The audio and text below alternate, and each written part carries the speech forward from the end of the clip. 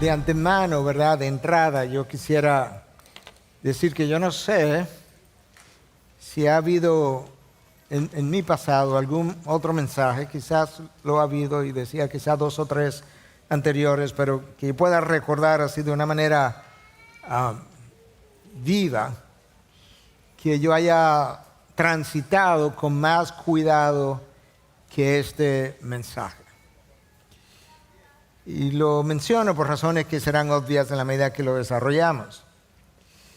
Pero en el día de hoy vamos a estar explorando un par de atributos de Dios que yo considero, y de esos dos, uno de ellos, que yo considero el más rechazado por creyentes y no creyentes. Los incrédulos, este atributo tiende a producir una especie de ira y hasta molestia, ya sea en contra de Dios o en contra de aquellos de nosotros que nos atrevemos a hablar de este o de estos atributos. En los creyentes la reacción es distinta, pero no muy lejos de ella, y es que tiende a haber como un sentido de vergüenza ajena y tratamos como de excusar a Dios cuando hablamos de esta perfección de Dios, que es como también se llaman sus atributos. Y nosotros preferimos, la mayoría de las veces, no hablar de estos atributos, a menos como que seamos forzados. Y de hecho, John Frame, uno de nuestros teólogos contemporáneos de teología sistemática, decía, eso me incluye a mí, reconociendo como que nosotros preferimos hablar de los demás atributos de Dios que no tienen que ver con esto. Aquellos que nosotros entendemos que nos bendicen y que este no lo hace. Y yo diría que hablando de los atributos que hemos venido recorriendo a lo largo de los últimos meses, yo diría que el atributo más mencionado entre creyentes e incrédulos es el amor de Dios. Y ese amor de Dios es con frecuencia o es recordado con facilidad, pero frecuentemente no es correspondido. Eso es lo increíble. Lo recordamos todo el tiempo, pero no lo correspondemos. Igualmente yo diría que el atributo más abusado de todos, los atributos de Dios, es su gracia. Y no podemos olvidar que podemos abusar de ese atributo, pero tarde o temprano el abuso de la gracia despertará la ira de Dios. Y pienso que el atributo de Dios más frecuentemente creído como merecido es su misericordia. Y yo creo que ahí tenemos un grave error, porque la misericordia de Dios no es algo que debiéramos esperar, más bien es algo no merecido que Dios exhibe de vez en cuando como parte de su carácter. Bueno, yo diría que Dios exhibe con frecuencia como parte de su carácter, pero no es algo con lo que yo debiera contar, porque Dios no le debe misericordia a nadie. Debemos pedirla, debemos desearla y esperar para ver si Dios se complace en dármela.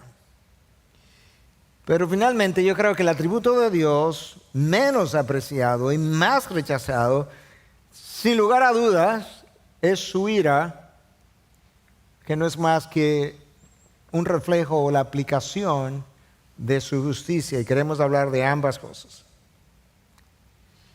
Pero tenemos que recordar que cada atributo de Dios es igualmente santo y digno de la misma honra y del mismo recordatorio, y que cada uno de los atributos de Dios, cuando es pensado de manera cuidadosa, termina bendiciendo a sus hijos.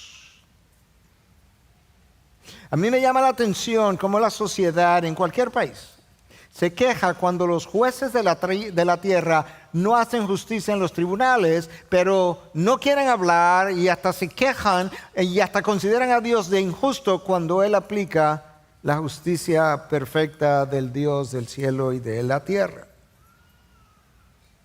Días pasados publiqué algo en uno de mis tweets y alguien respondió con una mala palabra que no voy a mencionar, tal cosa, coma, ese Dios suyo siempre está airado. Y dijo más cosas.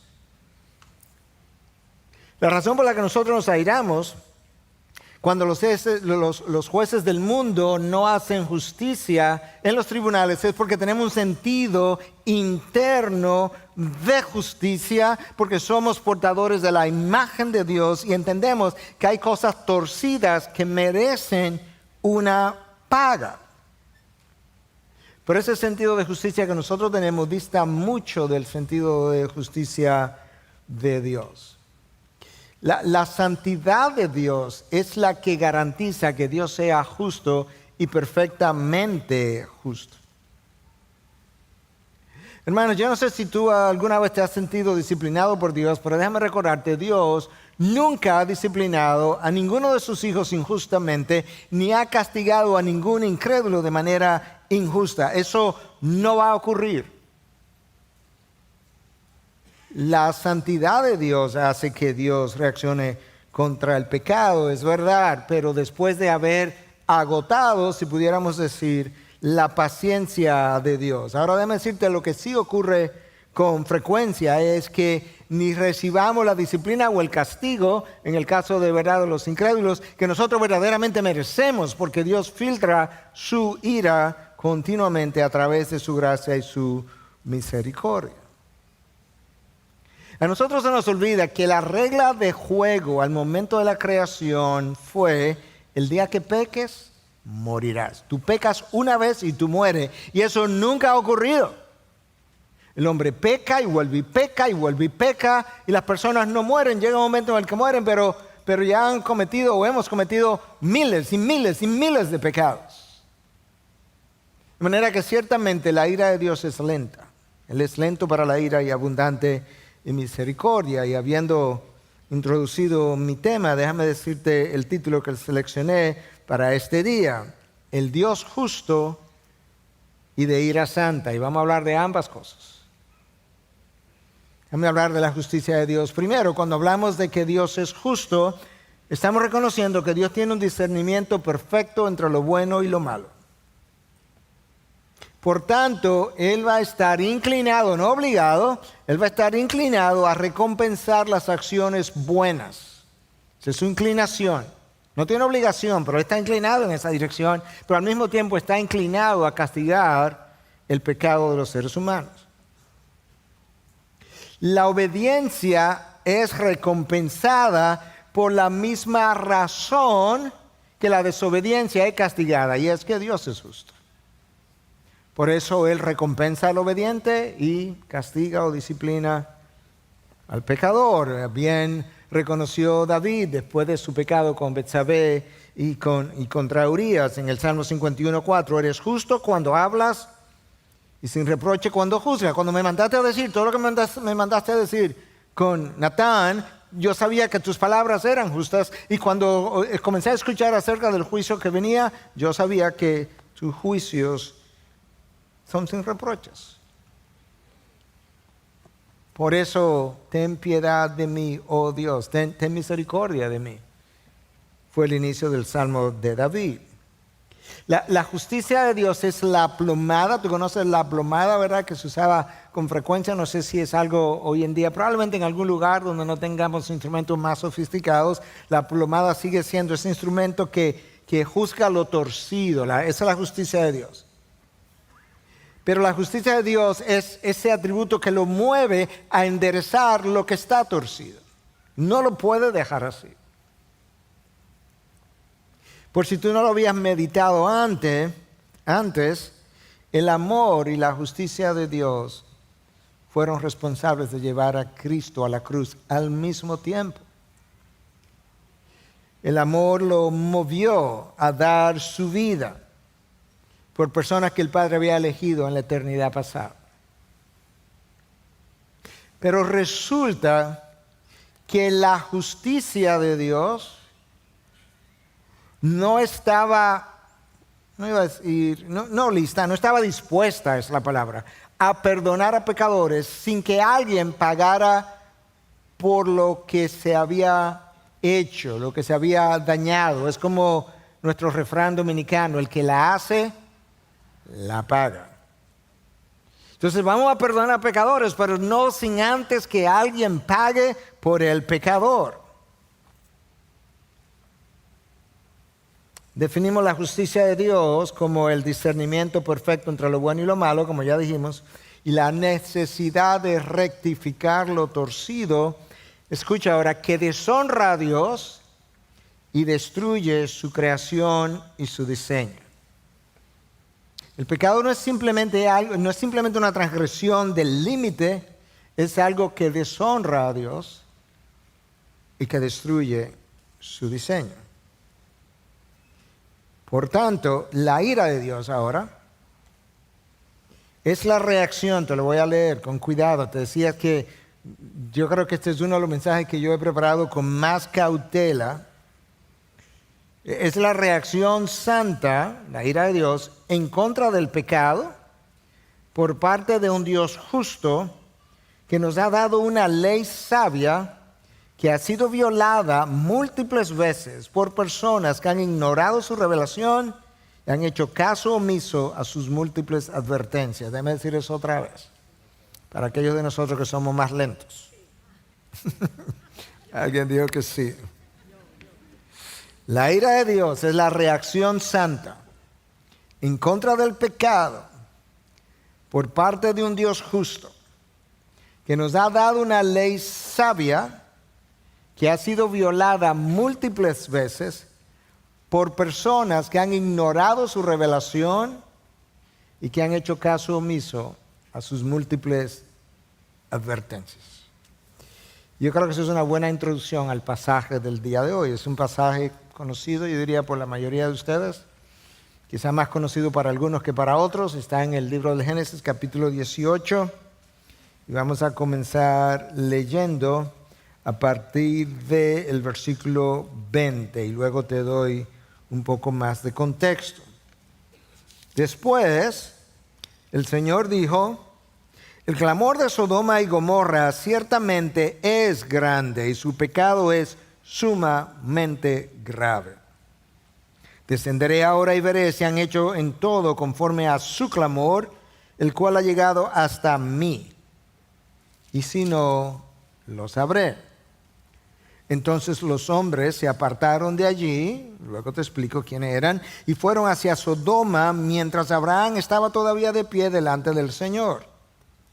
Y Abraham se acercó al Señor y dijo: ¿en verdad destruirás al justo junto con el impío? Tal vez haya 50 justos dentro de la ciudad. ¿En verdad la destruirás y no perdonarás el lugar por amor a los 50 justos que hay en ella? Lejos de ti hacer tal cosa, matar al justo con el impío, de modo que el justo y el impío sean tratados de la misma manera. Abraham había perdido la cabeza, porque eso es una imposibilidad del Dios del cielo y la tierra. Lejos de ti, el juez de toda la tierra, ¿no hará justicia?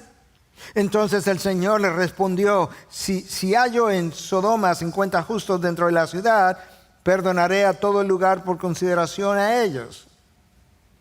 Y Abraham respondió: ahora que me he atrevido a hablar al Señor, yo sé que soy polvo y ceniza, tal vez falten 5 para los 50 justos.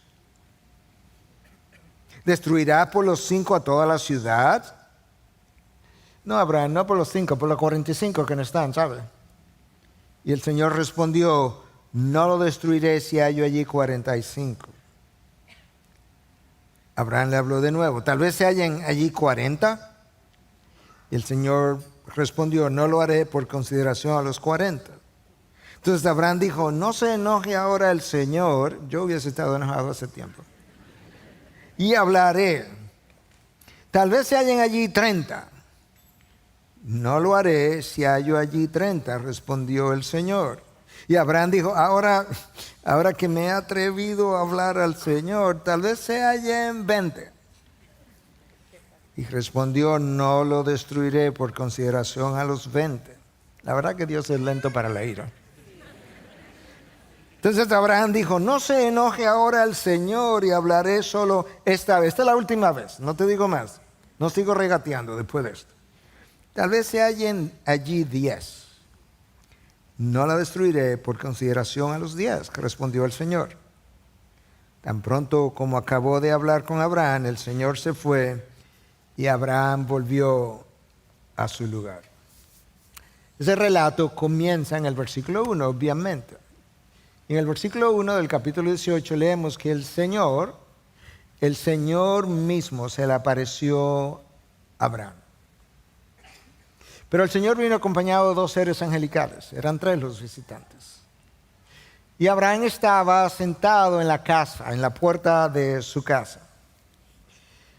Y el Señor dice en el texto que Él vino a revelarle a Abraham, de hecho Él lo pone como una pregunta, ¿no le revelaré yo a Abraham lo que voy a hacer? Más adelante nosotros leemos en los profetas que el Señor nunca ha hecho nada sin revelarlo a sus siervos los profetas. Como que el Señor primero avisa. Entonces, déjame hablar con Abraham. Fue y habló con Abraham. Y entonces le dijo a Abraham lo que él pensaba hacer. Nosotros no tenemos los detalles de toda la conversación porque en el texto tú lees que Abraham le dio instrucciones a su esposa para que preparara algo de comer y no fue como preparar una merienda. Él le dijo, probablemente a través de los criados, que fueran a matar un cordero. Que ellos se sentaron ahí a conversar. Pero a través de la conversación Abraham entendió perfectamente lo que Dios estaba a punto de hacer. Entonces con ese texto y ese contexto presentado, yo quisiera que hablemos de varias cosas. En primer lugar, de la gravedad del pecado de Sodoma y Gomorra, versículos 20 y 21. Y el Señor dijo a Abraham, el clamor de Sodoma y Gomorra ciertamente es grande y su pecado es sumamente grave. Descenderé ahora y veré si han hecho en todo conforme a su clamor, el cual ha llegado hasta mí. Y si no, lo sabré. El clamor que ha subido no es el clamor de gente que está siendo oprimida por otros, no, es el clamor del pecado. El pecado como que grita, por así decirlo, y Dios ha escuchado eso. Y es una expresión, el clamor de estas ciudades, el sentido detrás de esta frase, ha subido hasta mí, que es repetitiva a lo largo de la revelación de Dios. Desde temprano, cuando tú inicias leyendo el libro del Génesis, tú lees que después que Caín mató a Abel, Dios se le apareció a Caín, y esto es lo que dice el texto de Génesis. La voz de la sangre de tu hermano clama a mí desde la tierra. Es como si el homicidio hubiese clamado a Dios. Llega hasta mí desde la tierra y entonces Dios juzgó a Caín. Cuando los israelitas descendieron a Egipto, eran los hijos de Jacob y sus hijos. 70 de ellos fueron recibidos por su hermano José. Y el faraón de ese entonces le dio un buen trato, pero en algún momento subió otro rey, otro faraón, que no conocía de José. No sabía nada de lo que había pasado anteriormente y comenzó a oprimir a los israelitas. Y escucha lo que en el libro del Éxodo se nos dice, capítulo 2, que el clamor de los israelitas subió a Dios a causa de su servidumbre. Yo los escuché. Y Dios juzgó a la nación de Egipto trayendo 10 plagas, la última de la cual terminó liberando a los judíos de la esclavitud.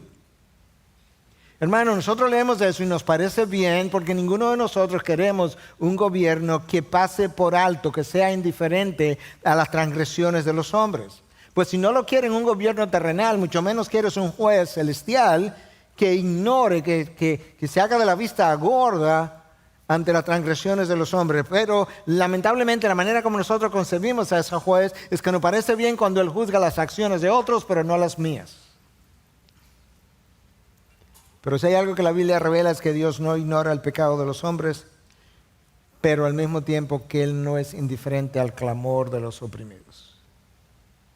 Es como si el pecado de los hombres produjera un ruido en los cielos que mueve a Dios a rectificar lo mal hecho. En ese texto se nos dice que el pecado de Sodoma y Gomorra era grande y sumamente grave. Los 2 seres angelicales que acompañaron al Señor comenzaron a moverse hacia Sodoma para rescatar a Lot, su esposa y las 2 hijas. A ellos se les dio instrucción de que no miraran hacia atrás. Lamentablemente, como las desobediencias pagan un precio, la esposa de Lot miró hacia atrás y quedó convertida en columna de sal. Pero se nos dice, y eso nos da una idea de qué grande y qué grave era el pecado de estas dos ciudades, que cuando estos dos visitantes llegaron a la casa de Lot, pues vinieron los hombres de la ciudad, desde el mayor hasta el menor. Le tocaron la puerta y le pidieron que dejara salir a estos dos visitantes para ellos tener relaciones con ellos.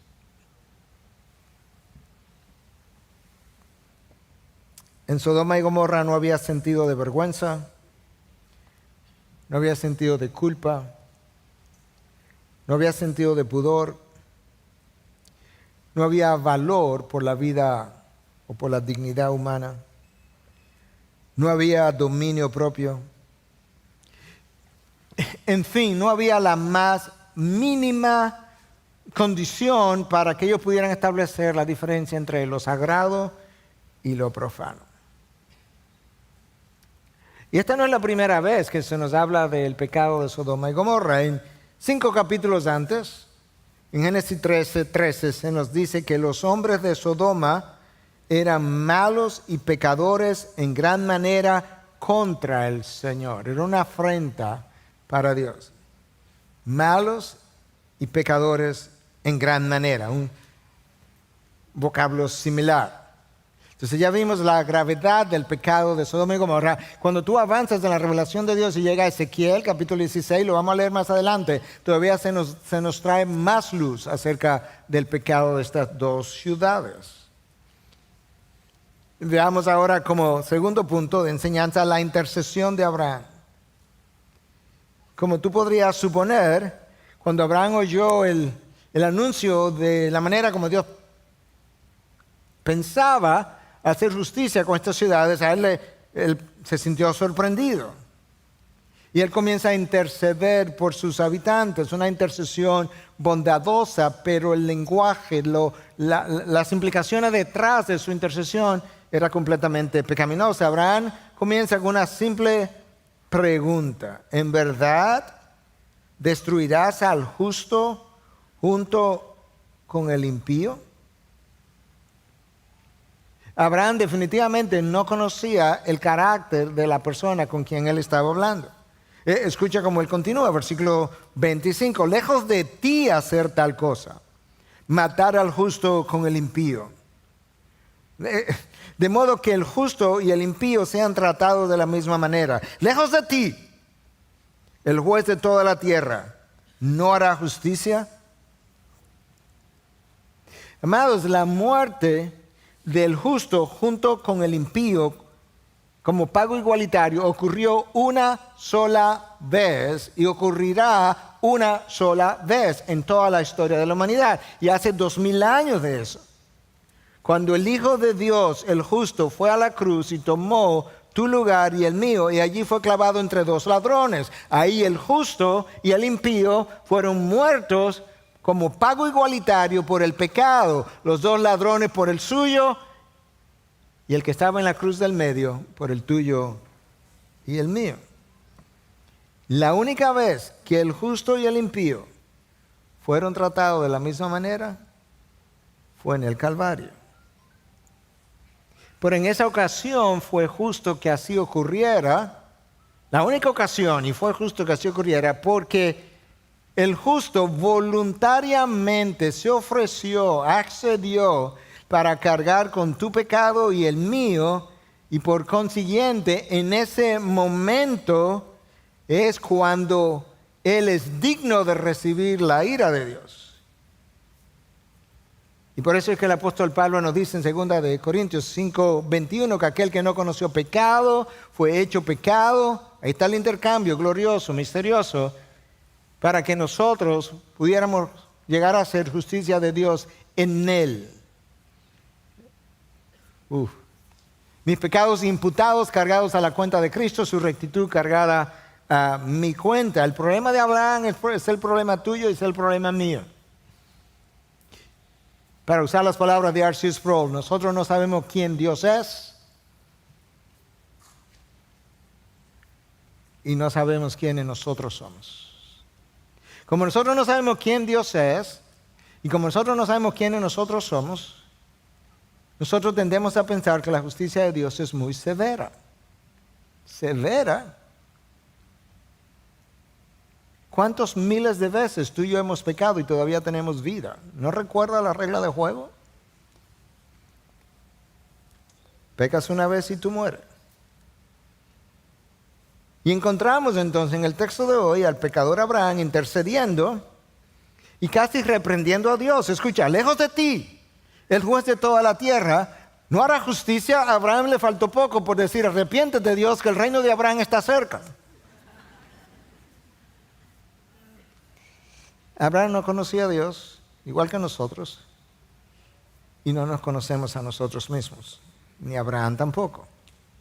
Cuando decimos que Dios es justo cuando juzga, nosotros estamos enseñando, número uno, que los juicios de Dios son equitativos, no caprichosos y son imparciales.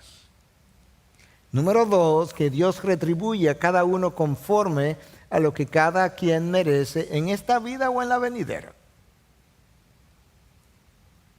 Eso está en la palabra, 2 Corintios 5:10. Porque todos nosotros debemos comparecer ante el tribunal de Cristo para que cada uno sea recompensado, ahí está, por sus hechos, estando en el cuerpo, de acuerdo con lo que hizo, sea bueno o sea malo. En esta vida o en la próxima, cada cual será recompensado por lo que hayamos hecho en el cuerpo, sea bueno o sea malo. Además, cuando decimos que Dios es justo, estamos enseñando, número 3, que Dios no juzga a nadie emocionalmente.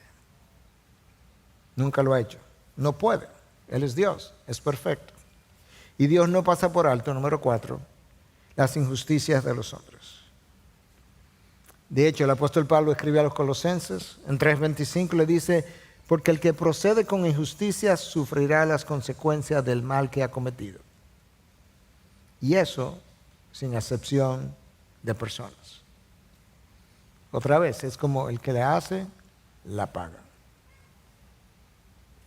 Abraham estaba conversando con Dios y entendió que él estaba a punto de juzgar el pecado de Adán, de Sodoma y Gomorra. Y lo que estamos viendo es la intercesión de Abraham. Escucha, otra vez, tal vez haya 50 justos dentro de la ciudad. ¿En verdad la destruirás? ¿Y no perdonará el lugar por amor a los 50 justos que hay en ella? El Señor dijo, si hay en Sodoma 50 justos dentro de la ciudad, perdonaré a todo el lugar por consideración a ellos. ¿Y si son 45? Dios respondió, no lo haré por consideración a los 45. ¿Y si son 40? ¿Y 30? No lo haré. ¿Y si son 20? No lo haré. ¿Y si son 10? No lo haré. Con eso Dios se estaba poniendo de manifiesto, y creo que Abraham lo entendió finalmente, la razón del anuncio de la destrucción completa de las dos ciudades fue que no había un solo hombre justo en dos ciudades. Hermanos, Dios es tan increíblemente misericordioso que por el sacrificio de un solo hombre, los muchos fueron perdonados. Millones de personas han sido perdonadas por el sacrificio de un solo hombre cuyo nombre es Jesús. Bien dijo el salmista en el Salmo 116:5, clemente y justo es el Señor. Sí, compasivo es nuestro Dios.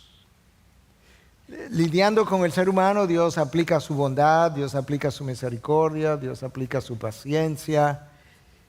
Pero cuando ese hombre no se arrepiente, a Dios no le queda otra cosa que aplicar su justicia. Vimos ahora la intercesión de Abraham. Si sigue leyendo en el libro del Génesis, capítulo 19, te encontrarás que al día siguiente llovió fuego y azufre sobre ambas ciudades. Dios hizo llover tal cosa sobre ellas.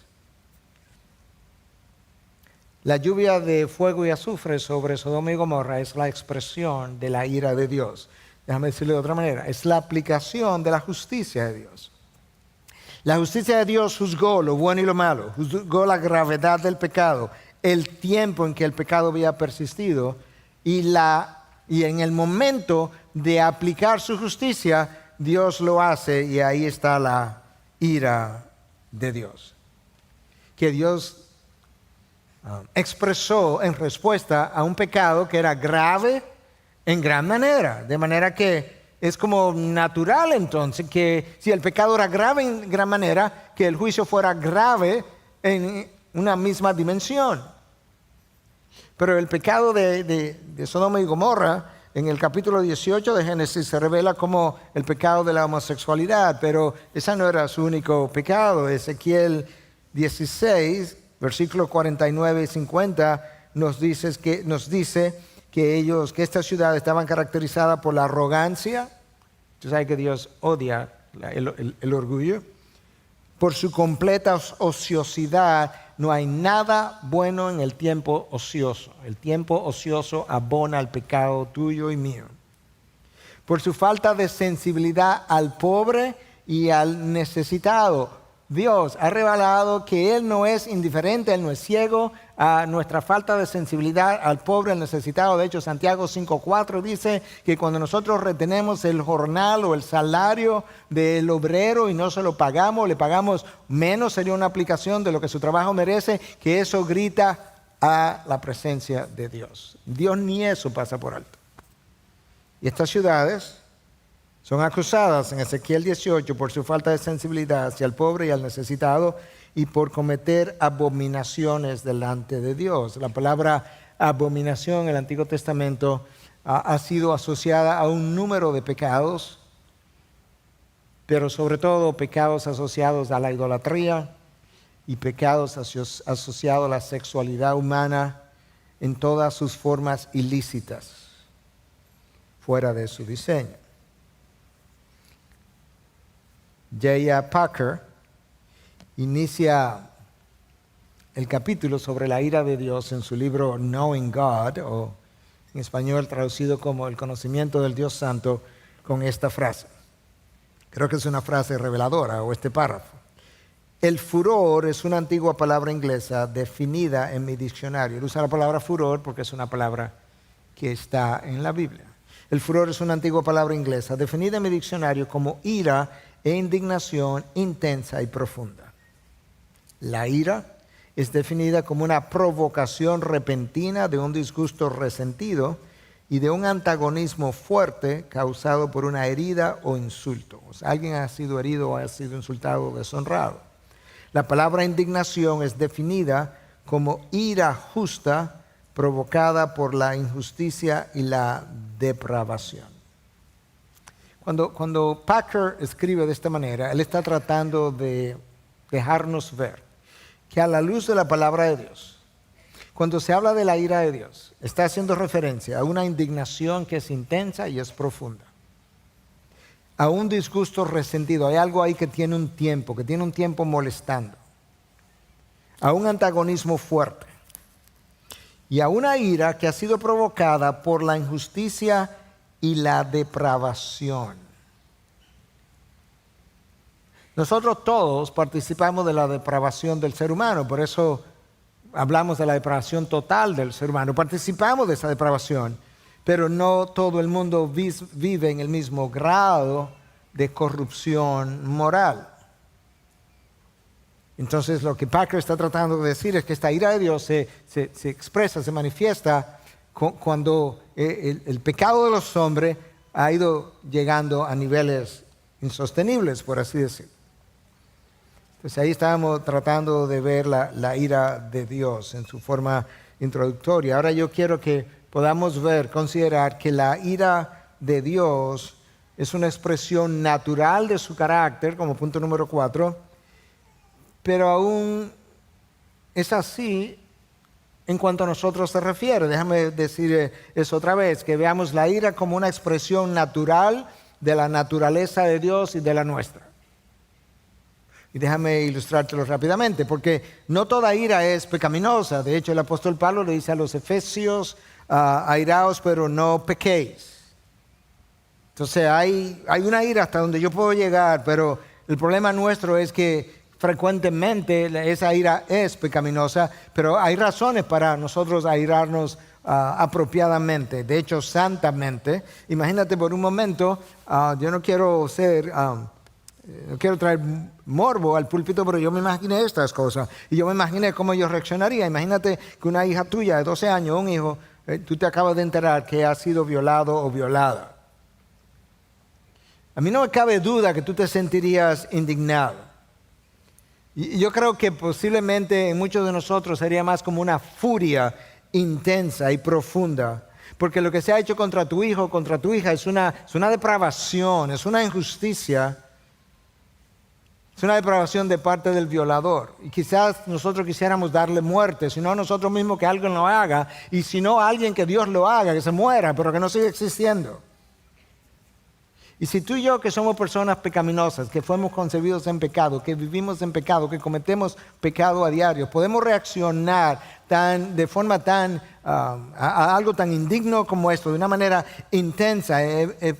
Piensa cómo reaccionaría el Dios absolutamente santo, infinitamente santo, cuando acciones de este tipo ocurren todos los días, no solamente de parte del incrédulo, pero incluso de parte de sus propios hijos. Hermanos, de la misma manera que la voz de la sangre de Abel clamó a Dios desde la tierra, como se lee en Génesis 4:10, el dolor físico y emocional de cada violación clama a Dios desde la tierra. La sangre de cada homicidio clama a Dios. La sangre de cada aborto clama a Dios. La distorsión de cada cosa que Dios ha diseñado para su gloria, pero que en vez de traer gloria trae vergüenza a su nombre, clama a Dios desde la tierra. El grito de un niño que está siendo golpeado por un padre alcohólico, probablemente en este momento en algún lugar de la tierra, quizás en esta misma ciudad, clama a Dios desde la tierra. Las lágrimas de cada esposa que ha sido abandonada por su esposo repentinamente o viceversa. La venta de drogas a niños desde temprana edad para hacerlos adictos y garantizar clientes de por vida no está siendo pasada desapercibida a los ojos de Dios. La mutilación de órganos genitales de niños para volverlos trans en nuestros días grita delante de los ojos de Dios. Y el Dios justo del cielo y la tierra hará justicia. Ten por seguro. En cierta manera, el juicio viene de camino. Cualquier parecido entre ciudades de hoy y Sodoma y Gomorra no es pura coincidencia. Pero la misericordia de Dios no es indiferente al dolor humano. La justicia de Dios no ignora las injusticias de los hombres. La ira de Dios no es indiferente a las acciones pecaminosas de los hombres que Dios detesta. Amados, si tú y yo tuviéramos la misma santidad que Dios tiene, tú y yo reaccionaríamos, sentiríamos exactamente lo mismo que Dios siente, y tú y yo aplicaríamos el mismo grado de justicia, y tú y yo terminaríamos odiando lo mismo que Dios odia, incluyendo muchas de las acciones que nosotros mismos hacemos. Pero no somos como Él. De hecho, eso es tanto así que cuando tú revisas la historia redentora, tú te encuentras que siervos de Dios han podido experimentar la ira de Dios, no la suya, la ira de Dios dentro de ellos mismos en respuesta a ofensas a la ley de Dios. Escucha a Jeremías 6:11. Pero estoy lleno del furor del Señor. Jeremías no dice yo estoy lleno de ira, no. Yo estoy lleno del furor del Señor, estoy cansado de retenerlo. Es como que yo quisiera ya dejarlo salir. Porque lo que mis ojos han visto es insoportable a la naturaleza humana. Imagínate a los ojos de Dios. La semana pasada hablamos de cómo Ezequiel en un momento dado dijo que estaba lleno del celo del Señor porque los israelitas habían sido infieles al pacto con Dios. Y como el apóstol Pablo sintió el celo del Señor por los corintios, porque igual estaban viviendo en pecado. Déjame leerte este párrafo porque, como dije, ¿verdad? He querido ser extremadamente cuidadoso con este mensaje. Si Dios es santo, y lo es, y si Dios es justo, y lo es, entonces Dios de manera natural se verá inclinado a hacer justicia, porque su misma santidad hace que Él rechace profundamente el pecado. Y su justicia hace que Dios se vea movido a querer rectificar lo torcido y querrá que el impío pague por lo que dañó. Si Dios es santo, y lo es, si Dios es justo, y lo es, entonces de manera natural Él se verá inclinado a rechazar lo que es el pecado, y la justicia lo va a mover a Él para que Él quiera que el impío pague por lo que dañó. Adán y Eva dañaron el diseño de Dios y todavía estamos pagando las consecuencias de su transgresión. El salmista escribe en el Salmo 7:11, Dios es juez justo y un Dios que se indigna cada día contra el impío, todos los días.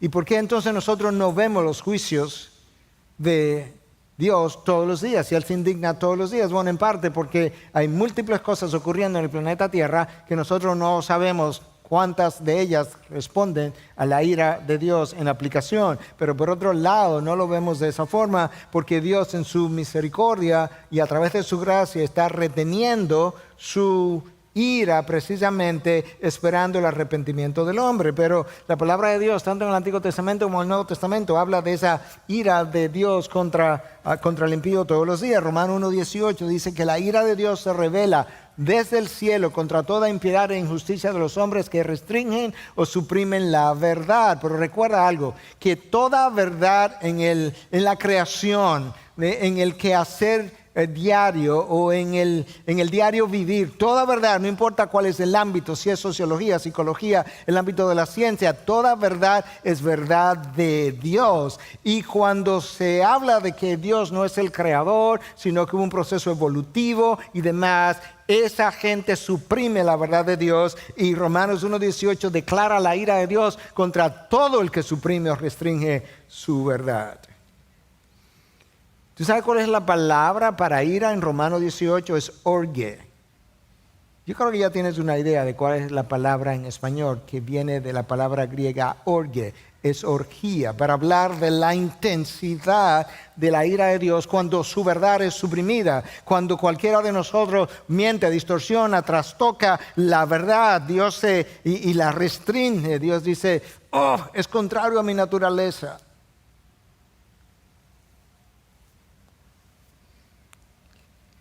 La ira de Dios no es más que la aplicación de la justicia de Dios, no de forma intencional, o mejor dicho, no de forma emocional. La ira de Dios nunca es emocional, como la tuya y la mía. La ira de Dios es judicial. Eso es lo que la justicia demanda. Dios no es como el mar que tiene olas que suben y bajan. Dios de hecho es inmutable. La ira de Dios es la aplicación judicial de su ley para hacer que el pecador pague por la transgresión y por lo que dañó. La ira de un Dios que es abundante en misericordia tarda en llegar. Es verdad. Pero debido a la justicia perfecta de Dios, su ira tendrá que llegar tarde o temprano. Después de 120 años esperando, cuando la paciencia de Dios esperaba en los días de Noé, ¿te das cuenta que Dios estaba esperando en paciencia? Después de esos 120 años esperando, Dios inundó el planeta entero y dejó a 8 personas con vida solamente. Su ira llegó. La ira de Dios quemó las ciudades de Sodoma y Gomorra. La ira de Dios contra los israelitas que se rebelaron contra Él en el desierto por 40 años hizo que Dios evitara que entraran a la tierra prometida, y Él lo declaró que fue su ira la que lo hizo. Escúchalo ahora. Salmo 95, 10 y 11. Por 40 años me repugnó aquella generación. Esa no es una palabra, yo no sé si tú usas esa palabra con frecuencia. Yo de hecho no me acuerdo la última vez que yo dije, eso me repugna. Es una palabra fuerte. Dios dice, por 40 años esa generación me repugnó. Y dije, es un pueblo que se desvía en su corazón y no conocen mis caminos. Por tanto, juré en mi ira, ciertamente no entrarán en mi reposo. Se van a quedar en el desierto, van a quedar enterrados bajo la arena. Wow. Pero resulta que nosotros leemos en el Salmo 95:11 que Dios juró en su ira, pero tú lees en el Salmo 89:35 que Dios había jurado en su santidad con relación a otras cosas. Pero yo creo que A.W. Pink está en lo correcto cuando dice, cuando tú oyes que Dios jura en su ira o jura en su santidad, te está dejando ver que esos dos atributos pertenecen en el mismo nivel de honra y son parte de su misma naturaleza. Fue la ira de Dios que ordenó a Josué que entrara a Jericó y no dejara una persona viva, desde el mayor hasta el menor. La ira de Dios envió a su propio pueblo al exilio, su propio pueblo. El reino del norte a Asiria, el reino del sur a Babilonia. La ira de Dios visitará nuevamente el planeta Tierra. Apocalipsis lo ha anunciado. De hecho, Apocalipsis habla de las 7 copas del furor de Dios. 7 copas del furor de Dios. El mismo libro de Apocalipsis, en el capítulo 6, habla de que en ese tiempo aquellos hombres que estaban siendo visitados con la ira de Dios, versículo 16 y 17, habla de que estaban pidiéndole a las rocas que cayeran sobre ellos para que lo ocultaran de la ira del que estaba sentado en el trono, ese Dios Padre, y de la ira del Cordero. Oh, wow. El que vino, el Jesús que vino en la primera venida, como el Cordero para perdón de pecados, viene ahora como el juez del cielo y la tierra a traer su juicio final. Finalmente, yo quiero que veamos cómo todavía estamos o estás a tiempo de escapar de la ira de Dios. Ahora es el tiempo del arrepentimiento, después es muy tarde. Créeme. Romanos 2. Versículo 4, escucha cómo lo dice. ¿O tienes en poco las riquezas de su bondad y tolerancia y paciencia, ignorando que la bondad de Dios te guía al arrepentimiento? ¿Qué es lo que Pablo está diciendo? Le está cuestionando a los moralistas y a los judíos de su tiempo. Oye, tú vives hablando de que conoces a Dios. Sin embargo, tú parece que estás menospreciando el tiempo que Dios te está dando, su bondad, para que te arrepientas.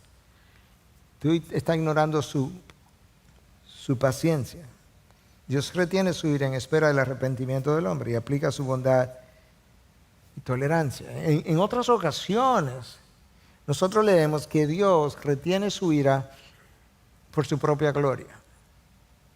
Escucha lo que dice Isaías 48:9. Por amor a mi nombre contengo mi ira, y para mi alabanza la reprimo contra ti. Déjame repetir eso otra vez, pero luego decirte cuál es el resultado final de eso. Por amor a mi nombre contengo mi ira, y para mi alabanza la reprimo contra ti, a fin de no destruirte. O sea, es por amor a mi nombre, pero ¿sabes qué? El beneficiado eres tú, porque lo hago para no acabar destruyéndote. ¿Y qué es esto de que es por amor a mi nombre? Bueno, Dios construyó la reputación de su nombre como el Dios del pueblo de Israel. Y ahora, si el pueblo de Israel desaparece, ¿qué iban a decir las naciones aledañas acerca de el Dios que se atrevió a destruir a los suyos mismos? Pero si yo aplico mi misericordia, pues ahora habrá motivo de exaltar mi misericordia, mi gracia, mi amor. Y eso es parte del nombre que yo he creado, la reputación que yo tengo entre las naciones. Y al mismo tiempo no te destruyo y te doy otra oportunidad de arrepentimiento, pero eso no va a continuar perennemente. Preservando a Israel, Dios manifestaría sus atributos también, pero de otra manera. Pero escucha cómo en Romanos 2, luego del versículo 4, como el apóstol Pablo revela que esto no continúa para siempre, porque versículos 5 y 6 entonces nos dice, pero, o sea, como el arrepentimiento no ha ocurrido, pero por causa de tu terquedad y de tu corazón no arrepentido, estás acumulando ira para ti en el día de la ira y de la revelación del justo juicio de Dios. Versículo 6.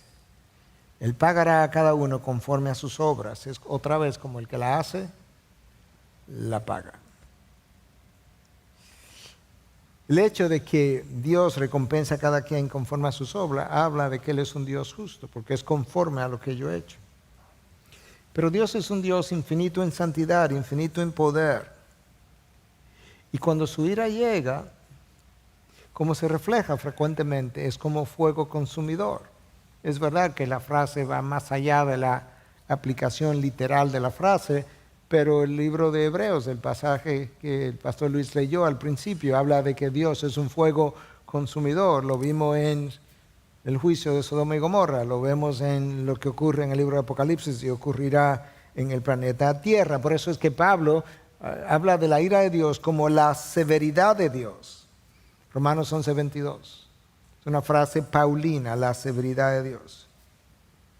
Hermanos, si tú quieres saber cuán cruel, cuán severa puede ser la justicia de Dios, lo único que tienes que hacer es mirar la cruz. Cuando tú miras la cruz y contemplas al Cristo, Isaías 52 y 53 nos dicen que su rostro quedó deformado hasta el punto que los hombres no querían ver su rostro. Era como, ¡oh! Y cuando tú lees el relato de los evangelios y te percatas de la crueldad que el hombre de la cruz del medio sufrió, que los otros, no dicen nada acerca de los otros, pero parecería ser que el de la cruz del medio fue el más sufrido y con razón tenía sobre sus hombros el pecado de todos los elegidos de Dios. Eso te da una idea de la severidad de la ira de Dios. Nada mejor que la cruz y la condenación eterna de los impíos. Nada más doloroso, pero nada más cierto, para revelar la severidad de la justicia de Dios. Cristo pagó lo que a ti y a mí nos tocaba pagar por nuestros pecados. Ahora hay algo que tú y yo necesitamos recordar, y es que aquellos que sufren la justicia de Dios, la sufren porque han decidido seguir su propio camino y estar dispuestos a pagar las consecuencias del pecado, independientemente de cuáles fueran, y no han querido entregar su voluntad a Dios. Cuando tú lees la palabra, hay dos sentidos en términos temporales de la justicia de Dios. Hay un sentido en el que se nos habla de que la justicia de Dios, de la ira de Dios, hay un sentido en que se nos habla de que la ira de Dios vendrá, Apocalipsis, ¿verdad? Sobre todo el planeta. Pero hay un sentido en el que se nos dice que la ira de Dios está aquí, de hecho está sobre cada hombre que no ha entregado su vida a Cristo. Escuchamos Juan 3:36, lo dice, el que cree en el Hijo tiene vida eterna, pero el que no obedece al Hijo no verá la vida. Nota el cambio de vocabulario. El que cree en el Hijo tiene vida eterna, pero el que no obedece al Hijo no verá la vida. Todavía no he terminado el texto, pero ¿por qué es que primero es cree y luego es obedece? Bueno, porque la única cosa que da evidencia de que verdaderamente has creído es tu vida de obediencia. La vida de no obediencia testifica en contra de que hayas creído. Entonces, ¿qué es lo que Juan está diciendo? Que cree en el Hijo tiene vida eterna, pero el que no obedece al Hijo no verá la vida, sino que la ira de Dios permanece sobre él. No es que vendrá, es que está y se queda. En otras palabras, todo hombre nace condenado. Todo ser humano nace condenado. Nosotros los que hemos creído en Cristo, el corazón, salimos de debajo de su ira por medio de la cruz, donde Cristo soportó su ira. Eso es como ocurre. De manera que de acuerdo a Juan 3:36, no es que la ira viene, es que la ira está y permanece. Y eso mismo nos deja ver que no es una reacción emocional de Dios, es judicial esto. Es una disposición de parte de Dios que ha condenado al hombre por su pecado. Y para salir de abajo de esa condenación, yo necesito la vida, la muerte y la resurrección de aquel que fue a la cruz y sobre sus hombros recibió la ira de Dios. El apóstol Pablo lo entendió perfectamente y lo explicó perfectamente cuando escribió a los tesalonicenses en su primera carta, capítulo 1, versículo 10. Hablando de Jesús, dice que Él es aquel que nos libra de la ira venidera. La ira venidera, ya sea de la que habla Apocalipsis o la ira venidera en la condenación eterna, Él es quien nos libra. Por eso Romanos 8:1 dice que no hay condenación para aquellos que están en Cristo Jesús. Hermanos, la santidad de Dios demanda la justicia de Dios, que eventualmente trae la ira de Dios. Si no estás en Cristo, si Juan 3:36 y otras cosas que el Espíritu haya podido comunicarte te revelaron, Juan 3:36 cuando dice el que no obedece al Hijo no tiene vida. Si esa idea el Espíritu la usó para decirte, ¿sabes qué? Piensa que has entregado tu vida a mí, pero no la has entregado. Entonces hoy es el día del arrepentimiento. Pero si eres creyente y estás convencido que lo eres, si hoy oís su voz, no endurezca tu corazón. No lo haga, es como una petición, es un ruego, no endurezca tu corazón. Presta atención a lo que el Espíritu de Dios dice a las iglesias. Y regresa a los caminos de Dios, regresa a los caminos de Dios. Como bien decía este autor Mark Buddha, en su libro Return to Me o Regresa a mí, volver a Dios es estar alineado con las prioridades de Dios. Descubre que no estabas, quieres volver, te alineas con las prioridades de Dios y has vuelto a Dios. Este es el día para hacer eso. Este es el día de la reflexión, de la introspección. Este es el día para reconocer tu pecado y la santidad de Dios y la obra del Hijo y poder decir, perdóname. Cierra tus ojos. Conforme a como el Espíritu haya hablado a cada quien, si entiendes que no estaba en el grupo de los que tienen vida eterna ya, tú puedes ir donde Dios ahora y decirle, Señor, gracias porque hoy yo he podido entender por medio de tu palabra y de tu Espíritu que la razón del sacrificio de Cristo en la cruz fue precisamente porque personas como yo habíamos transgredido la ley de Dios y hemos transgredido la ley de Dios múltiples veces y no estábamos en una condición de arrepentimiento, a pesar de que quizás venía a la iglesia o hacía algunas cosas religiosas. Pero hoy me abriste los ojos y yo te digo, perdóname y gracias a Cristo por un derramamiento de sangre y un sacrificio sustitutivo en mi lugar que pagó la pena de mi pecado. Gracias, gracias, gracias, infinitas gracias. Hoy yo quiero decirte que te entrego mi vida y que yo recibo la vida eterna que tú por gracia me has querido dar. No la merecía, pero tú me la has dado. Yo la recibo y te digo gracias. Pero al mismo tiempo entiendo, o si no lo entiendes ahora, escúchalo. El Espíritu de Dios viene a morar en ti en ese momento para empoderarte, para que puedas vivir a la altura del Evangelio. Y si tú piensas que ya tú eras cristiano y entraste a esta iglesia hoy siendo cristiano, pero te has desviado, te has alejado, Dios te dice, regresa a mí, vuelve a mí. E igualmente necesitas arrepentimiento, necesitas pedir perdón, mi perdón está disponible. Y dile, Señor, gracias por traer convicción de pecado a mi vida. Gracias por llamarme y gracias por traer un mensaje que me ha abierto los ojos, o el Espíritu ha abierto los ojos usando el mensaje. Gracias por este día y permite que yo pueda seguir reflexionando después del mensaje, en el día de hoy, la próxima semana, y que yo pueda seguir realineando mi vida con tus prioridades y tus propósitos.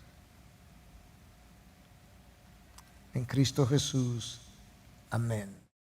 Gracias por acceder a este recurso. Espero que haya sido de gran bendición para tu vida.